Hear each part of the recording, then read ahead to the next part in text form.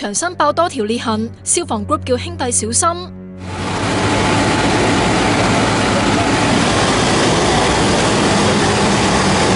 大火燒超過2日，面向牛頭角道方向嘅外牆牆身爆出多條裂紋，清晰可見。面向德寶花園3、4樓之間外牆裂紋更長近1米，有露出紅磚同石屎剝落情況。消防員群組更傳出淘大工業村兩邊牆都有內傾斜，去接更嘅兄弟要小心啲啊！已經燒到5樓，完全入唔到。4樓地板已經就嚟燒穿，3樓頂已經變咗 U 型啦。要小心天花同地面，一嚟啲石屎同鋼筋熱脹冷縮爆裂，第二就係本身啲雜物有一定重量，再者不停淋水入去，overload一定出現。我哋負責5樓打火，上面已經燒到溫度太高啦。